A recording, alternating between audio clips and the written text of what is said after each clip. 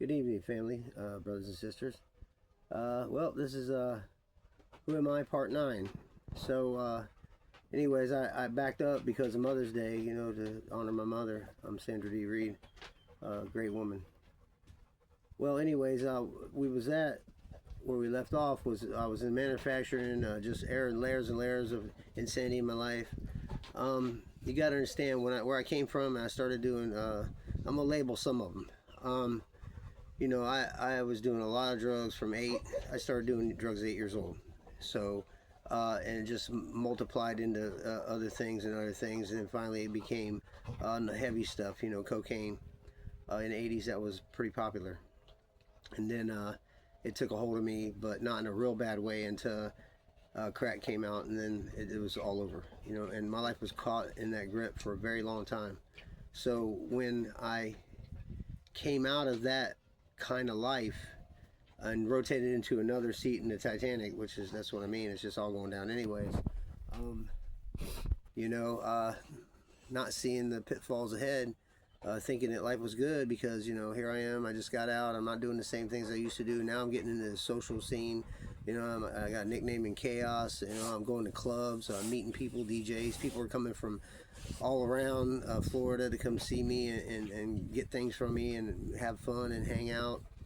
And it was just a incredible experience coming from where I was, closet case for a long time.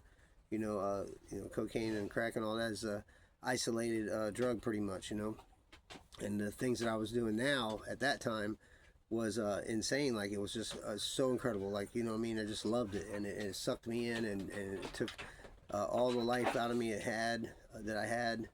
I had a lot of incidents. I had gangs have hits out on me because of me selling pills and Ebor and all kinds of crazy stuff. And, just so much, man, so much. Gunfights and all kinds of craziness, man. Then when I was in the chemical part of doing things, had to go and get a certain gas and put my son in jeopardy and his mother, and then and the people were around me in jeopardy, not thinking about nothing, man, just all in all the time. It was crazy, man. I've always been like that my whole life.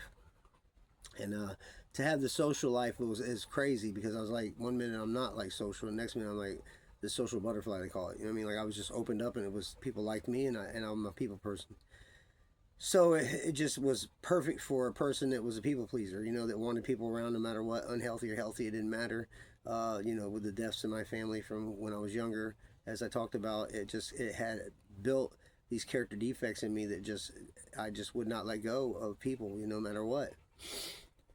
And so, there's a lot of incidents, man. I should have been dead, man. Stealing that gas to do the things I was doing, and then mixing other chemicals and doing this and that. And so many times I got caught with chemicals and stuff and didn't go down for that.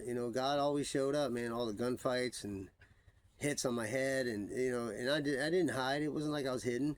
I was always in the club scene no matter what. I was always going to go. I was addicted, and it was full blast all the time, 7 days a week almost. Like I said, 1 day a week out of the week we would take off. That would be Sunday usually, and then we start up on Mondays again. It's crazy. But anyways, that just went on forever, man. And then, like I said, I ended up in DACO a couple times trying to escape charges. When you get into the justice system, you learn how to manipulate it into getting what you want instead of going to prison. If you're real good at it, you know what I mean. And manipulation was part of my whole life. I learned how to manipulate things in all aspects to get what I wanted. You know what I mean. To say you could drop any one of us off with nothing in the middle of nowhere, and by the middle of the day or end of the day, we got everything we want, which is whatever we desire to have, as far as drugs and money, women, whatever. It doesn't take long at all. So them resources, if they're focused in the right areas, we can progress in a healthy way. Thank God for Jesus Christ coming into my life and saving me. But anyways, I was in DACO, and a couple times, didn't stay, wasn't really, just trying to escape charges. And then the last time, when it was 2005, when I went in and I surrendered. And I'll get into that more. It was a beautiful time in my life. I had almost 8 years clean before I relapsed again. Was in the gym all the time, being around a bunch of people. It was social again, so I was in the same scene, but better because it wasn't drugs involved. And I was on a healthy route, just not all in on God. And that was the biggest problem.